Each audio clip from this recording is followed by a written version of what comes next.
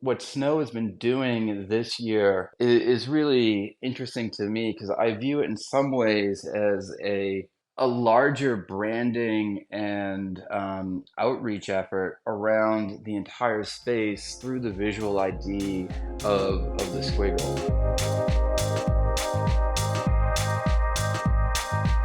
Welcome to the SquiggleDAO podcast. My name is Jared, and online you can find me on Twitter as Jared_pause. I'm the founder of the 8NAP digital asset fund platform, 8NAP Art, and I am an eternal admirer of the Chromie Squiggle. And I'm Nifty. I lead finance, acquisitions, and NFT DeFi for the DAO, and I'm another huge fan of Squiggles. Our guest today is ChrisF. Chris is the co-founder of Ultramobile and Mint Mobile, which was the fastest growing private company in America in 2015. The company recently sold to T-Mobile for $1.35 billion.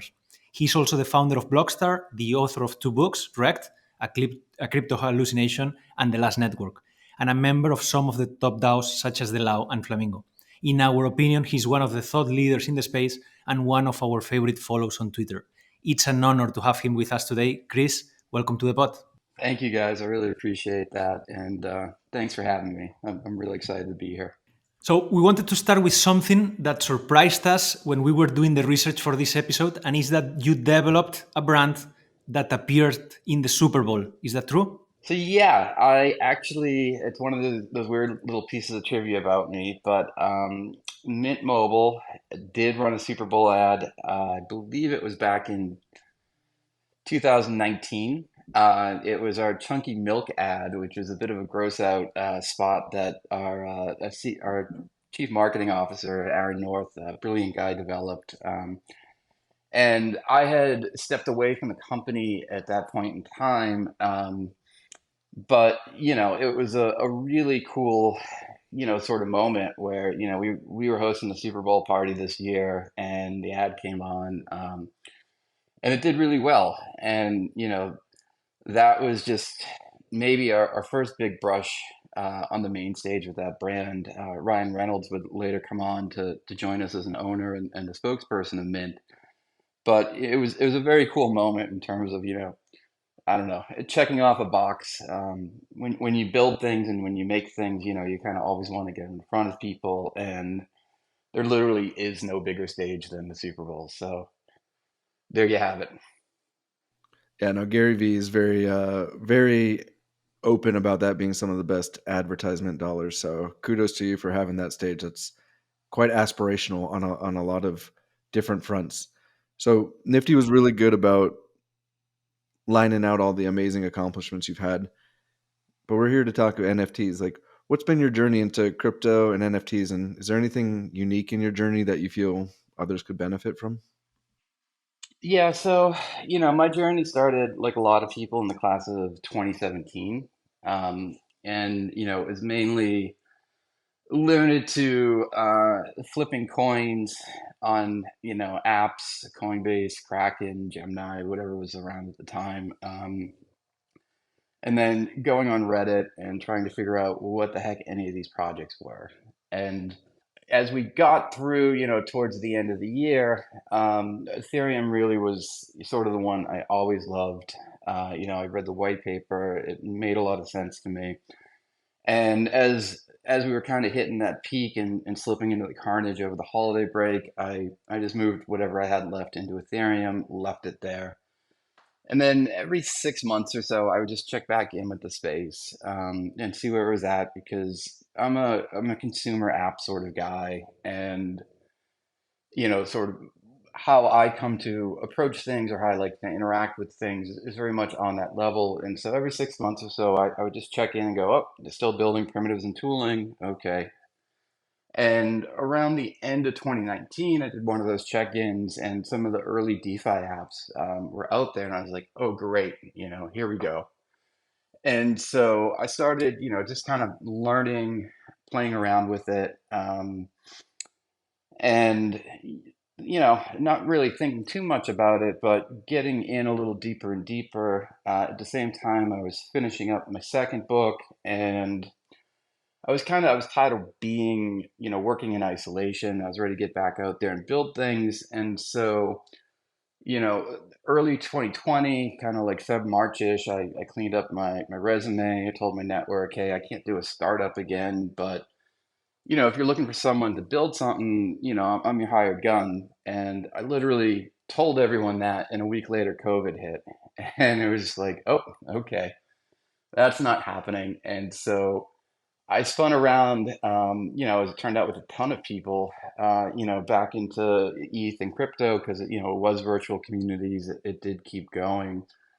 And so I guess my timing was really fortuitous because, I hopped in kind of right ahead of that bull market, and I just happened to like link up with Aaron Wright, and the Tribute Labs people were just putting the LAO together, and so I started joining some of those community calls, and got in on day one of the LAO, and that sort of became my network and my group of people, from which I would just call that, incredible luck because it's such an amazing crew, and I've just rolled with it since then. That's incredible. Yeah, a lot of our guests have talked about the importance of the network and really leaning into people that are experts in particular, uh, I'll call it arenas, so to speak. So that's cool to see that you found your people so early on. I mean, that's a cool story about how you were able to leverage just your network and start poking around in some of these really cool places. I think it's indicative of kind of who you are. I mean, speaking of snooping around, I was snooping around on a lot of your Twitter posts for research on this, and of late, you've been focused a lot on AI tools like the Open AI assistant and a few other use cases. You appear very integrated into the mechanics of AI, and it seems to be captivating some of your thought these days.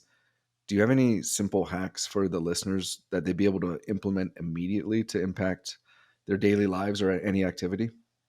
Sure. I think, just simply using ChatGPT as a way to explore things, as a way to expand your knowledge, and really act like another person in the room with you, as you're either developing ideas or, you're stuck. Um, I'm not going to tell you need to get into super fancy stuff.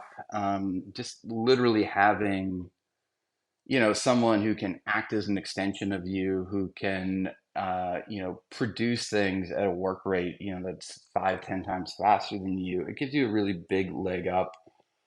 Um, and, honestly, I mean, the internet is in such a bad place right now that, using something like Google search or, just trying to find things on the web without hitting all these walls of, oh, we got to monetize you, sign up for this newsletter, do this, or like, hey, I got to fill the first, 5 paragraphs of this article with SEO filler before I actually tell you what you want.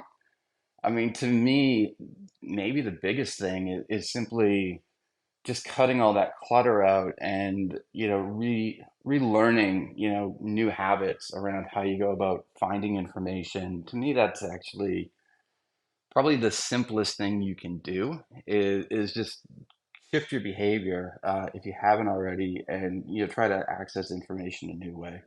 I am an engineer by schooling, so I use ChatGPT to refine language all the time. It really helps me um, in a way that is foreign to me naturally and intuitively. So those are some really awesome actionable items. Thank you for sharing. I also have ChatGPT open on a tab all the time, so I'm just trying to use it more and more. And one thing that we also find, besides writing 2 books, which is an accomplishment in itself, you created a platform that allows readers to contribute to the stories that you wrote. Could you tell us a little bit more about Blockstar? Yeah, Blockstar, it's a hobby project right now. I'm not really sure where I'm going to go with that one, but one thing, I've always been a writer, but I also use writing as a way to either explore ideas or products in my head that may be too big to build, or just certain topics I want to, kind of unpack. And adding, like lately, I've been using AI to create speculative fiction. That's really, what Blockstar, I also call it Star Holder. It's kind of the world I'm building in there. And, it's just right now, it's an exploration of world building, of, seeing maybe where the future can go. And what I'm trying to do really is create a scaffolding so that I'm covering like 100-year period of alternate history from 1999 through 2099, and I want to create this space where text acts as a foundation, and then you can render experiences, objects, images, all sorts of other things on top of it. And so for right now, it's really just a way for me to explore ideas, to get a sense of what you can do with networked media and generative AI. And it's been really good for me in terms of like it's an outlet for creative play. It's a way to funnel a lot of ideas, but it's also a way to get my hands around some emerging technology. And so if things keep developing, the way they have been, and I wait a little longer for, some more tooling to come around, I'll open it up in a way that, people can build on top of what's in these worlds. But for now, it's my little playground, and it's kind of like I need like a certain amount of structured work in my life, and then I need big gaps of like open play space, but in some form of I don't know, an organized way. And so Blockstar is really that's what that's about right now. But you never know, in 6 months and a year, it could really be something that really forms kind of a decentralized set of IP that other people can take on and transform into their own stories. It's been fun to watch your character development and even just the visuals associated with them on Twitter. So anybody interested can follow along in your journey. One of the things that strikes me from this story is the need for a lot of open space for creativity in your desire to be a tinkerer. A lot of people that we've been interviewing, that seems to be a throughput for a lot of them, and that to me is indicative of maybe why on the peripheral or like the outside people perceive a lot of success is you're you're wanting to dig deeper into a particular area that has fascination. And that leads me to actually one of the tweets that I was really drawn to, and I'll read this because I don't want to mess it up. It seemed like a benign comment in passing, but I think it's really indicative of your character. And you said college hockey is great because it sits in a weird intersection between high skill level and absurdity or obscurity, excuse me. So you get these amazing matchups with no hype, no press, just games to watch. All the joy is in the discovery that takes place on the ice. There's no build-up drain. And I use that one because to me, this is like a glimpse into how you find beauty in a process in the discovery. Where do your passions overlay with discovery these days? I've always had a really big internal world. I've always had a very large imagination, and it just runs and it runs, and it's hard to turn it off. I'm also someone who I get bored easily. If we're looking at character faults, I can kind of, if I see too much of something, or if someone, tries to push something too hard at me, there's just a part of my personality that's going to want to reject that. And so, like college hockey, I grew up in, like my family's always been hockey fans, my grandfather, my mother, myself. And then I went to Boston University, where the only sport we play at a really high level is college hockey. And so I just developed, like a real close association to that, and took it, with me through life. But it's one of those things where, you put on a football game, a soccer match, anything, you're going to get a half hour of people talking about it. You're going to get 7-man boos at halftime. And it just takes the joy out of it. And I think, that applies to a lot of things in life, where you have these sort of meta industries of commentary on top of them. that just takes some of the fun out of it. And so to me, if you can get people doing, work at a really high level, and that's all you have, right? That's the experience. You just walk into it and you go through that. It's just incredibly refreshing. And it's one thing that really, attracted me to the NFT space, to crypto, is you don't know where it's going. It's being lived out in real time. It's unscripted and experiential, and that aspect of like participation where you're in it yourself, and you're shaping what's going on, or at least you're playing a part. Just really does something for me. I think we all got to get out of bed with some form of a drive, and I'm fortunate enough right now that I don't need to work, and so I do need something to get me going. And what that is just, it's learning new things, it's exploring, it's getting out there, and maybe pulling yourself into a bit of trouble that you need to work your way out of, just to get yourself going, and find yourself in new places, or learning new things. And to me, at the end of the day, like it's just having a world where no one's running you through specific mazes where there's one way in, there's one way out. And you can't always be out participating, can't always be out kind of charting these courses. But when you want to lay back and just enjoy something, I'd rather enjoy something coming with a fresh mind, and without other people's narratives in my head. And so college hockey is great that way, because you have to look for it. There's no podcast. I mean, no one's beating down, oh my God, this narrative or that narrative. You can just enjoy something. And that just, that's always really appealed to me. As you were saying, NFTs is like we as participants are also building the space, and it's a nice parallel to what you were saying before about Blockstar, or you interacting with AI as a way to tinker and to learn. I think it's the perfect parallel. And before we go deeper into NFTs, we wanted to stop for a second on Mint Mobile, because you, as we were saying in the intro, you founded the fastest growing private company in America in 2015, sold it 6 months ago for more than $1 billion, and wanted to ask, what lessons did you learn? What advice would you give to anyone starting their entrepreneurship career right now? Yeah, I mean, there's so much I could say on that matter.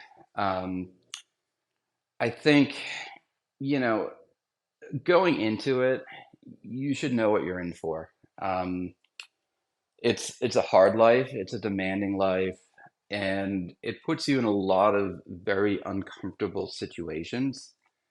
And so, I think you do need to prepare yourself for that. But as you go through that journey, um, the demands of it, it really, like, it requires a confidence and a determination to keep getting up, to keep,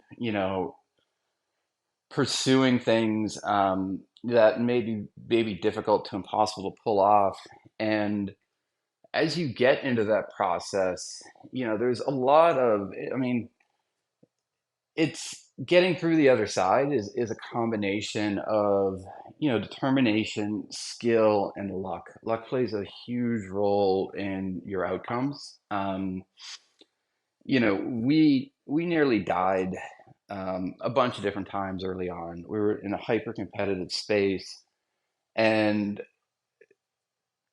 had things broken a different way, we wouldn't be here today. And so to me, it's really like trying to have that awareness of yourself, of the situation, and just place it in a context of like the larger world around it, because you can really drive down into a set of tunnel vision, or a set of stories that you need to be able to keep going. And that pathway can distance you at times, or you might need fuel for your fire, but the stories you're telling yourself aren't necessarily reflective of other people's motivations. And so, you can lose yourself at times. And it's just, to me, it's really important to have that awareness of, the entire world, not just your relationship to your startup, and, viewing the entire world beyond that through that lens. Because you're throwing a ton of energy into this and you don't necessarily know what the outcomes are, but even if it doesn't work out, that's not to say like you didn't give it your all, you weren't worthy of it. Like sometimes it's really, comes down to a matter of luck, or, certain things developing, beyond your control in ways that benefit you. And so, I would just say like try to have a humbleness, or, try to have some form of balance in which, you recognize, hey, I'm out here on this hero's journey, but because I succeeded or because I failed on that isn't entirely dependent on me, and it shouldn't alter my view of the world. Like try not to get too big for your britches, or, try not to beat yourself up, because I I think America in particular, especially in the prior decade, really created this whole myth of the founder, and put a lot of things on people that they didn't necessarily deserve, or, just because you're good at one thing doesn't mean you're good at another. Um, I think we're seeing that with Elon Musk and Twitter. And so, just we're all human, we're all trying to do our best. Um, and, how that ends up isn't necessarily decided, nor is it a reflection of, who you are. So I don't know. I mean, that's a lot, but it's one of those things where I went through a lot in that process of being an entrepreneur. It took a lot out of me. It's why I ultimately stepped away from the company and took some time off. There were times where I just didn't like the person I had become, and kind of, had to work my way back into a more livable form. And so, just know what you're getting into, and try not to make it your entire world, because it ends and you need to be someone beyond that. And you live in a web of relationships. You have friends, you have family, you have coworkers, all of these people, can kind of get affected by what goes on inside of you. And just, it helps to have like a sense of balance and just broader view of the world. Thank you for the answer and the transparency, and a few follow-ups. You mentioned that it's gonna be a hard life, no question about that. But do you have any advice or any trick to deal with those difficult and comfortable situations that entrepreneurs face during their career? I mean, the trick is to just keep doing it. I mean, but I would say there's a few things I think that help me. One is I try not to take shortcuts, and I when I was involved with that company, I ran product and I ran marketing there, and so I had the advantage of being able to shape what we were doing in innovative ways, or ways which, we were basically in a space where people outspent us all the time. I had a competitor who literally cloned and copycatted everything we did. And so you just had to work harder. And to me, you know, there's a benefit to delayed gratification. There's a lot of benefits in doing things right, taking, maybe the high road, and just grinding people who are trying to cheat that, or run shortcuts. As it applies to our space, like liquidity bootstrapping isn't a replacement for product market fit. It's not a replacement for customer acquisition. And, there's a lot of people in our space, I think, who, sort of believe in the supremacy of engineering or of development. and just, don't understand, we live in a web of relationships. You have users who you have a responsibility, who you owe a debt to deliver good product, a good experience. Look, I know we all love airdrops. I know we all love free coins, but we have to build things of lasting value in our space, and that takes time. And so I'd say, to people who kind of feel discouraged or impatient, like there are benefits and payoffs to going about it the right way and finding things that provide value. Nifty, you're actually hitting on a lot of the stuff that I was writing down also, about, you know, looking at my notes, uncomfortable situations and luck. I think that while you define it as luck, I've often seen with a lot of big brains, Chris, that luck is often created. It's and a lot of times in hindsight it looks like you stumbled into it, but that persistence that you talk about is very frequently some of the baseline to that luck. So I would say that you don't happen to get there, but I really do appreciate you sharing some of the insight about being able to lean into a whole life, right, with a life outside of just the business. As an entrepreneur myself, and having launched not only an investment fund but a platform myself, what do you have any tips, tricks, or I believe in the 80-20 rule, so anything that you can act on to get that asymmetric return for managing and balancing the personal life and personal satisfaction with growing a business? Lean into what works for you. Sometimes you do need to go against the grain, or sometimes you do have certain skills that other people don't have. And a lot of that, on the business side comes down to positioning yourself for the future correctly. I tend to think one of like the skills I have is every once in a while I can get ahead of an idea. I can see something and that's about to happen. Sometimes, I'm 2 weeks ahead of an idea. Sometimes I'm 6 months ahead of an idea. Sometimes it's a couple of years. But I've over time been able to kind of learn to trust that instinct that if it's weird, if it's a bit obscure, but it's holding your interest, there's value in that. And so, just being able to understand and listen to the right things inside of yourself that are consistently true. And part of that, for me was understanding I sometimes have periods where I'm incredibly fallow and useless. And it doesn't mean, I've lost anything. It just means I'm not in the right situation at a given moment in time. But that if I hang around long enough and I keep showing up or I keep looking, conditions will develop where, hey, this is a good moment in time for me to get out there and do something. And so, when you're an entrepreneur and you have to live that pressure every day.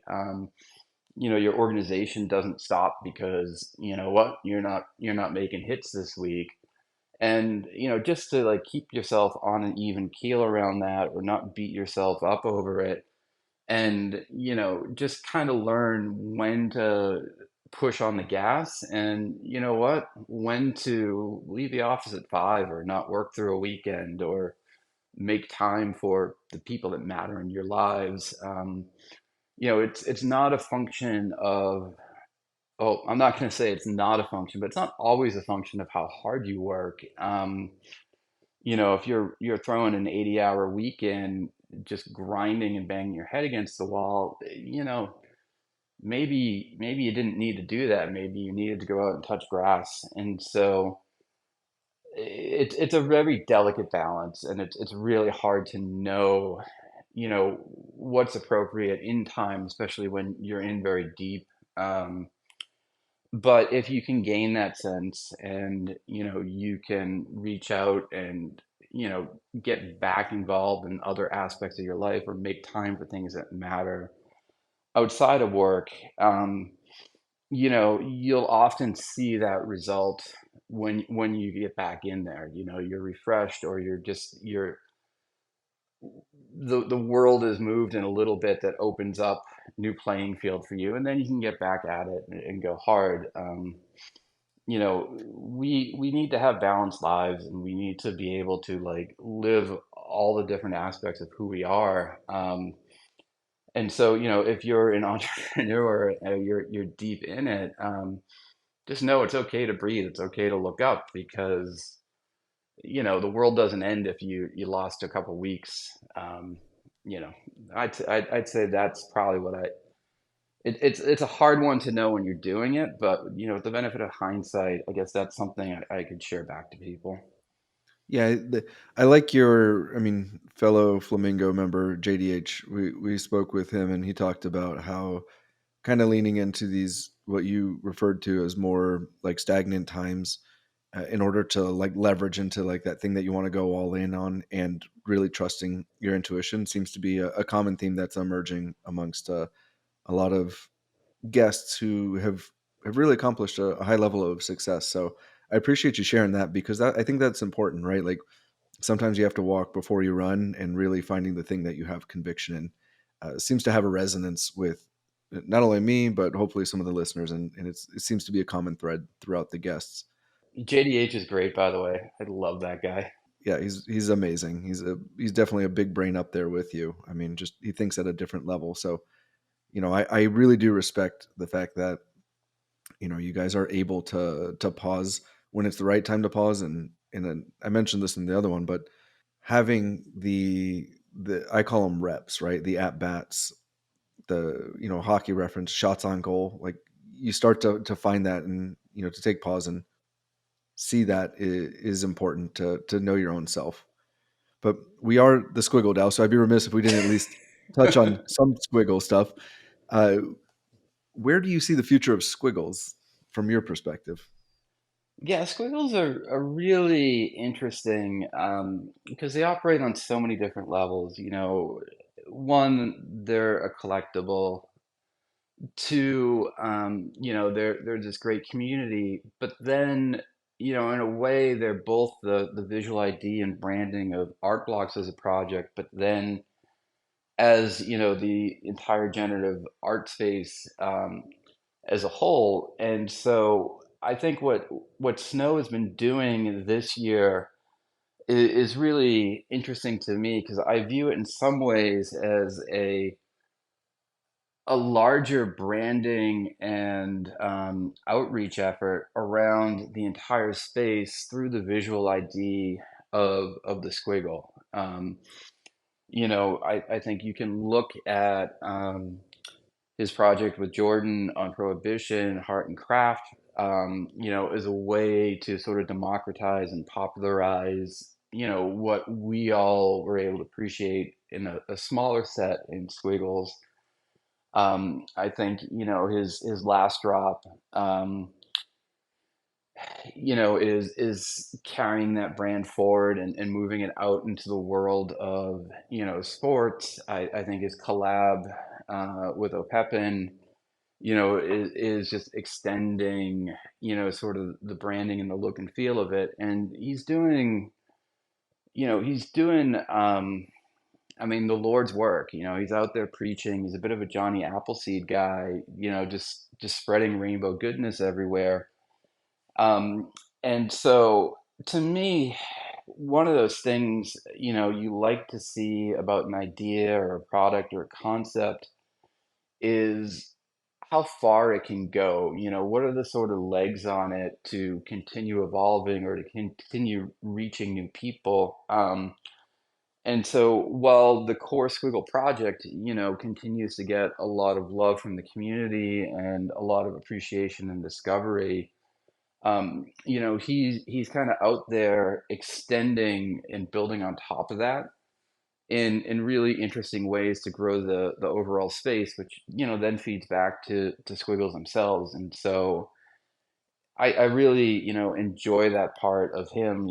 He's both a builder, but he's an ambassador, and he's just out spreading love. And so I think that part of the growth of Squiggles beyond Squiggles has been really fun to watch. I love that phrase, the Johnny Appleseed of the digital art space. We're gonna roll with that one. That one was classic. Is there since he is everywhere and all at once, and definitely part of Flamingo, you probably had a lot more interaction than some people, or maybe even some of the listeners. Do you have a favorite moment with Erick? Man, every time I see him, is a favorite moment. Snow's one of those people where I probably only see him twice a year, and you feel like, instantly that camaraderie or that relationship is never old. He feels like a close friend, even if you rarely see him. And I think that's part of the magic of him is, he has such a big love and enthusiasm for everyone that everyone I think who meets him probably shares that feeling. But I'd say one of my favorite moments is actually when I first met him, which was via Zoom, in the early days of Flamingo. We brought a lot of people over from the LAO, continued in that journey, and none of us knew anything about NFTs. And so we schooled ourselves up as best we could, but then at a certain point we realized, we should go out and recruit some people into the space, who have been here. Let's bring, some experience into this DAO. And Snow was one of a handful of people who we wanted to get in. And, we hopped on a Zoom call, and I don't know, like, he was just so shocked at how normal it was. Aaron, Wright, Pre, and myself, doing this call, and it went great from the very beginning. But I think he was just really excited to not be talking to anons on Discord, or people. How online rhetoric can be, or just how weird we can all act when we're in Discord talking about projects. And so we just that chemistry was there. He was really excited to sort of by what we were putting together and bringing, and we were just thrilled to have like that body of knowledge and that freaking love for these things. We got someone real that day, and I'll always be appreciative, for his willingness to join up with a group of people who really hadn't proved anything other than like, hey, we should get together, we should throw a pot of money, and then we should go out and collect. That really, like, what we accomplished at that point was an idea. And him being, I don't know, just willing to come in on that and give us his experience was great. It's funny how first impressions are lasting impressions, and with Snowfro, the first impressions are consistent across almost every engagement. I mean, just a phenomenal human being. And so I'll ask you to do something extremely challenging, but can you sum up Snowfro in one word? Empathetic. He has a super high EQ, and I think that's something that's served him, Art Blocks, the entire space really well. Is, I mean, he just has a really big heart and a willingness to share. And you don't find that, it's not common in people in general, but then in our space, which can get a little PvP and a little non-autistic, it's great to see a warm human being, like that out there. We totally agree. We cannot be prouder of being his supporters. So, totally agree. We have a few rapid fire questions. Now we're getting close to wrap it up. As always, these questions on rapid fire, the answers don't need to be. So take as much time as you need or want. The first one is any squiggle or any grail in general that got away. And if so, the story behind it. I wouldn't say grails, I would say projects. And I actually would say Squiggles got away from me at first. I probably minted, I don't know, maybe a dozen, 14 or so, early on, probably early December. I just didn't understand it. And I had bad luck at the minter. I minted a bunch of floors. I didn't understand the concepts of rarity or of war minting yourself into good pieces. And so, there were a lot of people in Flamingo DAO who got that and minted a lot of squiggles. I think Derek is probably the standard bearer for that, but G Money and others, went really hard at that project. And so the light bulb didn't go off for me on Squiggles for a while. It took me a little bit to kind of appreciate what they were, sort of the totality of the collection. And even as SquiggleDAO was forming, I was selling floor squiggles into that little pump. And it was only later on that I kind of started really getting the depth of it and the meaning of it, and going back and picking up other pieces. So there's that. But then if you want something a little more defined, I'll tell you about the project I gave away, which was Fidenza. I minted three Fidenzas. JDH actually has said I minted the worst Fidenza, which was a very basic golf sock. But the project just didn't do it for me, and I sold two of them very early on, and I gave a third one to Flamingo, just for my cost of minting. And I don't have any regrets about it from a collection standpoint or an artistic standpoint, because it was a project that wasn't for me. But certainly financially, that's one I should have held. But there you go. Such is life. I think that's important to go back and just circle back on. I mean, everybody can say, "Oh, Fidenza's," it's easy in hindsight, and I also think it's good to give yourself permission to not get every single one right. So I applaud you for sharing that story, because if I were there around that time, I would have been a ringer instead of Fidenza guy myself. So I probably would have had the same regrets. There you go. Yeah, in a space where there are drops and things happening 24/7, it's impossible to have no regrets. So it's better just to forget those missed opportunities. And I remember that SquiggleDAO pump from zero point 0.3 to zero point 0.7, the floor price, if I recall correctly. It was, yeah, it was an interesting time.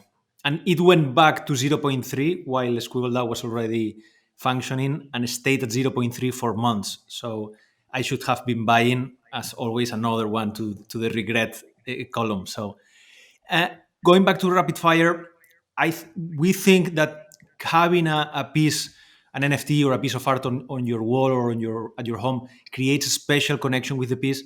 What pieces, NFTs or not NFTs, are hanging on your walls, Chris? Yeah, I actually only have one NFT on my wall. Beervanger was kind enough to send me a physical from the field, that just perfectly complements the one of our accent walls, and looks amazing there. The I'm actually waiting for the digital screen stuff to get to the point where it can read wallets, before I start buying and putting a few in my house, because I really do want the collection up, but I don't want to deal with sort of the hassles of loading and programming. And I figure sooner or later that will be there. Give it another 6 months or whatever, and then I'll start having more and more of this up. A lot of our art is my wife is from Pakistan, and so there's a lot of South Asian art on our wall.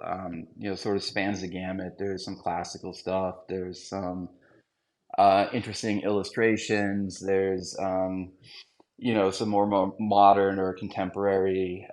There's some pop art. And so we got a mix of things all over the place. But I also got family photos all over the place. I'm a bit of a normie. I'm not one of these minimalists who has an inflatable air mattress and a giant print of a ringer. And so it looks like a house. There's stuff everywhere. That's funny. Have any of your views changed over time on NFTs? My views change all the time. I mean, I think that's what's interesting about the space, is it's still evolving. I would say for me, I'm I'm really interested in what network media can do. And so I've really kind of stopped going from, hey, I want to. I'd say I started in this space as I can get my head around this. I can read this as a market. It's an exciting, dynamic system. And I flipped and accumulated my way through the bull run. I gave myself a little pile of ETH to play with, and then I just kept having to work it and work it. And so, that's why I was selling squiggles into pumps, to get ETH to buy other things. Um, and I'm kind of past that point where, I can see a project, maybe it will do well, but it doesn't interest me. And so I'll let it go. Whereas in the past, I would have bought that and then, flipped it and pocketed the ETH to buy other things. Like I, I don't really want to be doing that anymore. And I also want to see, the NFT space sort of develop, the a full range of categories because, some of this stuff, yeah, can be treated as a store of value. Some of this stuff is really just entertainment, and it shouldn't be any different than buying a ticket to a movie or going to a concert or, buying a print for your wall. And so to me, what I'm looking for is for the whole space to develop, and fill all these different niches and use cases, such that everything isn't so high stakes and speculative, and some of this stuff is just for enjoyment, or some of it's functional. I would just like it. I'd like us to be in a world where you can get a satisfying experience with an NFT for $20, and you know when that's over, you don't feel like, oh my God, I got to sell this thing now. I just want. I view NFTs as, just a very versatile way for network media to interop, with our digital lives, and I just want to see all of that filled in. Um, and so, I'll jump around all over the space, and I'll have all sorts of ridiculous ideas. But it's just tied into exploration and just wanting to see all the potentialities of what they can do fill out. And last one from me before I pass it to Jared is that you've had tremendous success in your career, and you were touching on it before, but we wanted to know what motivates you to continue. Continuing, like, I don't work as hard as I used to, but I do need some structure, and I do need, to reasons to get out of the bed. And so for me, like exploration, discovery, being able maybe to contribute in indirect ways that, I find personally fulfilling, that, are broadly beneficial, for everyone. And then, like, do I still have one left in me? Maybe. My kids are getting a little older. I have partners who, when their kids grow up, they kind of get this second wave of energy, or, they want to get back out there. And so, I could find myself back out, in this life again.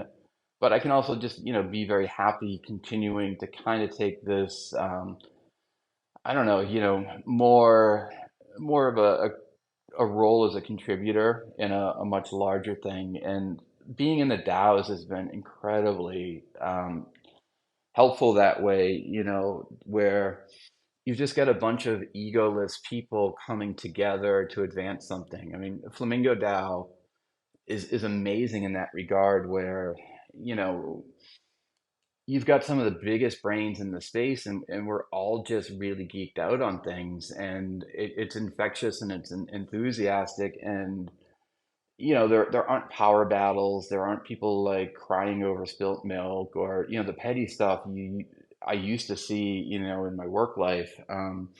It's really a new and different way, that's incredibly refreshing. So yeah. um, I just like to find things that hold my interest, that other people are interested in, and kind of share in the development of that. Yeah, it's one of the things I've I've tried to think about how do you take that thing, the community that we've all loved, and find a way to scale it. I'm not looking for an answer, but it's top of mind for me these days because what you talked about is um, it's part of the magic of the space right now. There's so many brilliant minds who collaborate openly.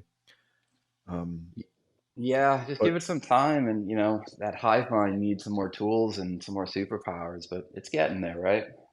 yeah, and I think that with Flamingo at the helm, a lot of thought leaders. I think leading by example really sets the tone and intent of the space. So I think that for whatever that's worth, it's hard to quantify that, but I do think that it rubs off on others and really shows we'll call it a refined beacon of how to successfully engage within this arena. But speaking of success, I'm really big on legacy.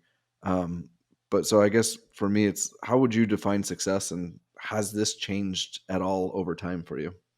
Yeah, it's completely changed, for sure. I think there was a part of me that wanted to be a world beater. There was a part of me that needed to prove, my worth. And I mean, I was a bit of a brat, when I was in the startup life, and relieving the financial pressure certainly helped me gain a new perspective, but it was also just that process of going through it and seeing what you get and what you don't get, and asking, was all that energy or was all that emotion worth it, or could I have achieved that a different way? And but then for me, like the biggest thing, because I took some time off.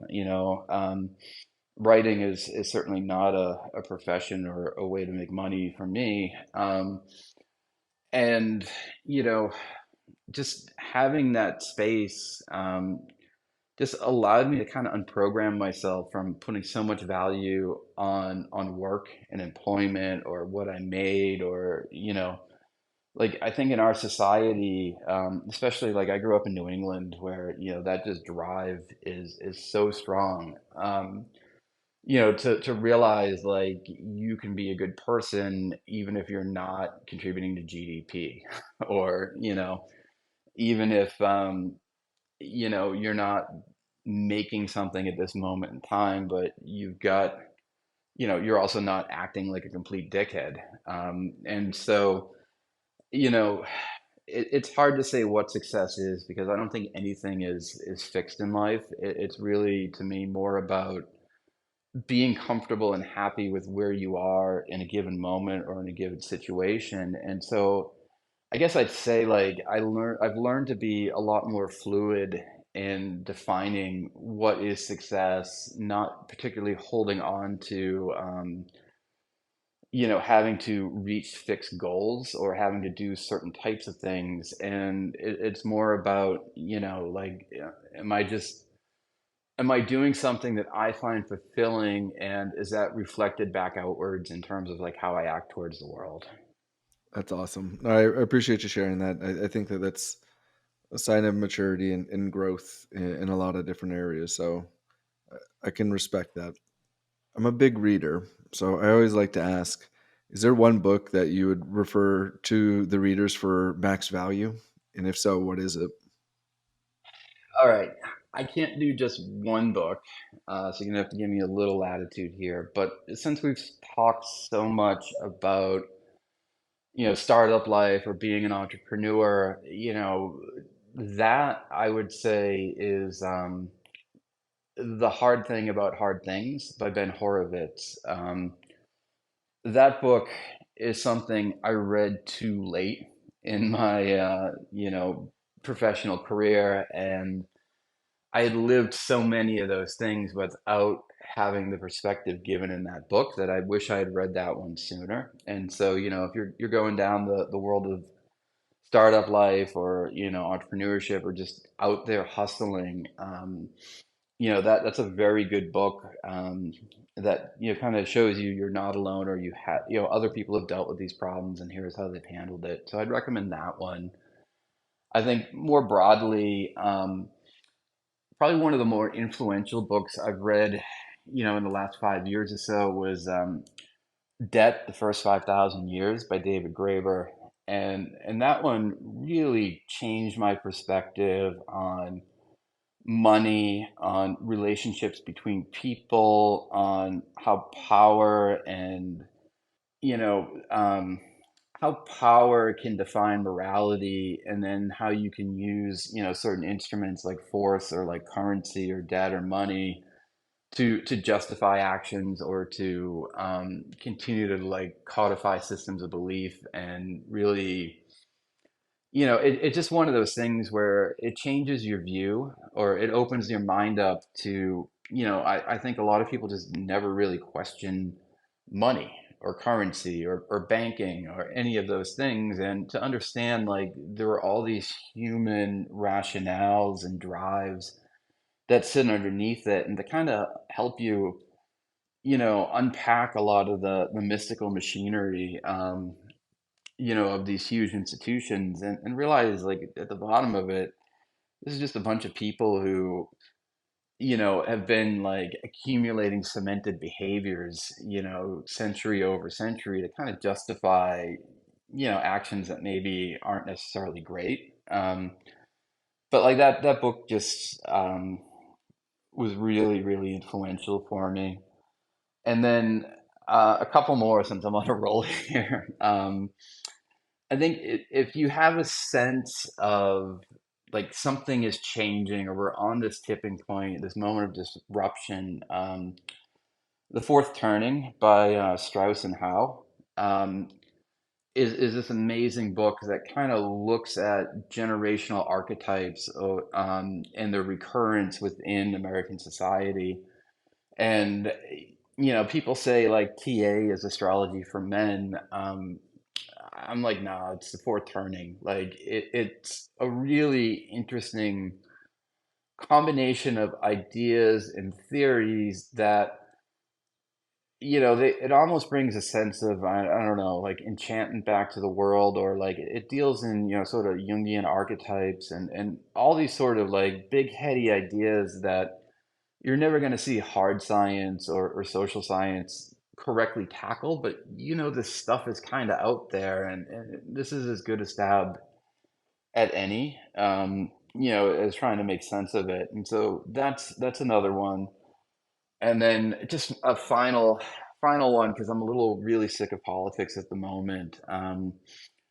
But Simone Weil wrote a book called, it's a very short one, called On the Abolition of All Political Parties. And I just love reading things by people who are both dead right and absolutely impossible.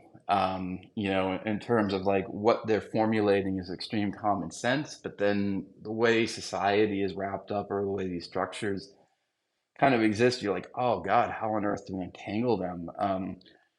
And I just find it really fascinating when you come across authors like that, where what they're saying makes so much sense, and it's just, you also see the impossibility of it ever coming to happen.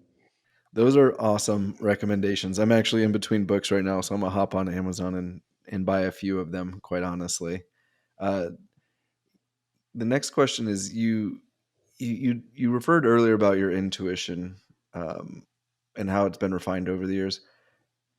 Do you have any mental models or framework that you use for filtering opportunities these days? There's all sorts of ways to approach and do these things. The most tried and true for me is always, is this interesting? Can this hold my attention? Is this something I can, want to explore and learn more about?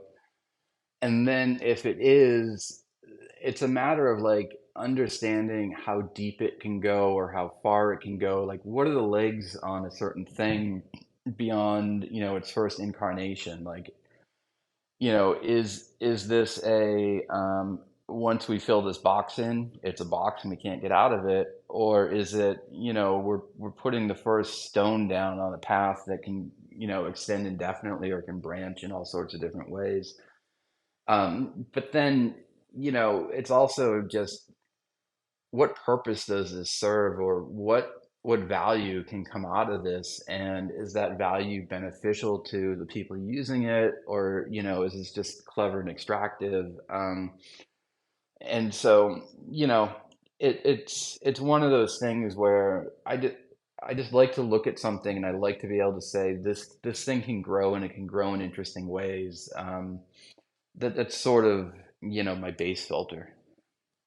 That's good to hear, because and what's gives me a lot of hope is, you weren't in Bitcoin or Ethereum in 2011, 2013. You picked it up, I think, when a lot of people, between 2017 and 2020, a lot of people really kind of came into the ecosystem, and you've had a substantial impact. So, kudos to you and your mental model, because I think that's, to me, it's inspirational that, it's never too late. Similar to like the Fidenza, you can always look back and say, I wish, I wish, I wish.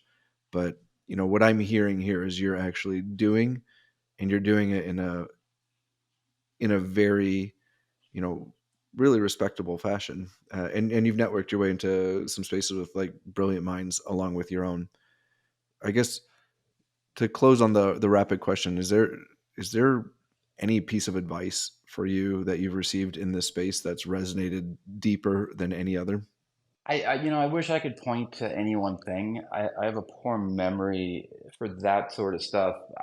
What I like is gives and takes, balances, because none of us really know where this is going. And you can kind of, run your train of thought down a certain rabbit hole and be like, oh, this, I'm mentally geeking out on this, so therefore it must be. And then you can talk to someone who's got a different view of things, who's, maybe been around or maybe looked at it another way and be like, dude, get off your own sauce here for a second because X, Y, and Z, and sometimes you can overthink this or sometimes, I don't know, you can get a little too clever.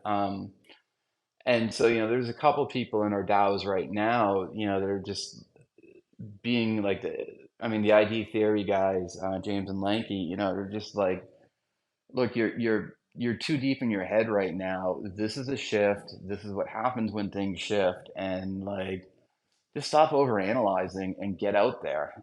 Sometimes you just need a kick in the pants. You need to like get yourself pulled in trouble to get yourself going. And I really appreciate just having so many different people and so many different perspectives of opinion because it is like it's about awareness, and your head might be in a space that's not necessarily aligned where things are going, and so you can just have those conversations, and someone can just be you know give you a bit of a slap on the shoulder and say, hey, look up, and let's go. So that's probably the best advice I've gotten lately. I mean, it's a common theme of surround yourself with good people who can challenge you in a constructive fashion, right? Like, um, it's absolutely imperative, and I think it's fundamental and foundational to a lot of people's success. With that, I don't want to take up, or we don't want to take up too much more of your time. Chris, do you have any closing remarks or anything that you would like to share with the listenership? Closing remarks, I wish I had prepared some. um, I'd say like this, for me, what I love about this space is that I'm a participant, right? Like, I am here at a very interesting moment in time in a way where, like, my actions within this world, are impactful. They contribute, but like, just have some perspective on like this isn't, maybe for some people it might be very important to do well and get rich, and we all have like our needs and our motivations, but that can't that can't like take over our entire mentality, right? Like, we are here, we're in a very important moment, and if we guide ourselves and we go out there not just to get rich, but we go out there to really cement kind of some of the real important behaviors, patterns, ethos, thinking that other people, should this thing take off, are going to build upon. And this is one of those things that, operates at a really high skill level with some degree of obscurity, right? No one's telling us what we need to be doing. We're the ones who are telling ourselves that, and we tell that by showing up. And so, just get out there and enjoy it, and treat it like a journey. I mean, that's the thing I love about this is I can come into this space, and just by being a part of it, just by participating in these things, showing up, talking about it, minting, trading, exchanging ideas, posting bullshit on Twitter about where I think it can go or this or that, like you're leaving a mark, and you know what we do matters. And I think it's just incredibly refreshing because there's so many other aspects of our lives where we don't necessarily have the autonomy, or we don't have the ability to make the future we want, but we do in this space. And so, just like treat that as a gift, and, it's a gift like you got to pass around. I will say, Chris, you have some of the best long form threads on X or Twitter, wherever we want to call it. What I like about it is they're all free. You have no ask in return other than a comment every once in a while. And similar to this conversation, you've been very open, transparent, and you bring way more value than you extract. So I commend you on practicing what you just preached and really leading by example. For anybody who's interested, please follow Chris on Twitter. You're at ChrisF_0x, and check out his books. Like we talked about at the top of the pod, REKT, REKT, A Crypto Hallucination, and the second book, The Last Network. For all those, if you've made it this far in the podcast, follow SquiggleDAO. Also, repost this comment or this content. Like it if you found any value from it. And join the SquiggleDAO Discord. There's some free sections if you just want to chat squiggles and engage with some very passionate people. Everybody's willing to help. At least for Nifty and I, our DMs are open. And as always, we're looking to improve the content and hear from each and every one of you. So thank you, Chris, for your time. It's been an absolute pleasure. And there's a lot of gems that, because I have the luxury of listening to this, I will listen to it many times before it goes public. So really, genuinely, thank you from the bottom of our hearts, and thank you for your time. It's been an absolute pleasure. Yeah, no, thank you both. I really appreciate this. And, it's fun being able to talk, on so many different subjects, but also, thank you guys, what you're doing over at SquiggleDAO. You're one of the older DAOs out there. You're out there spreading the rainbow love. It's great stuff. And, we need, institutions, organizations like yours that, are just appreciators. And so I appreciate your appreciation, man. Thank you so much, Chris. All right. Thanks, guys.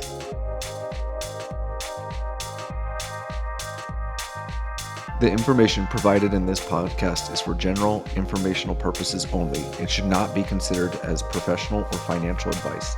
The hosts and guests are not licensed financial advisors, accountants, or lawyers. The content is based on personal experiences, opinions, and research, and its accuracy, completeness, and timeliness cannot be guaranteed.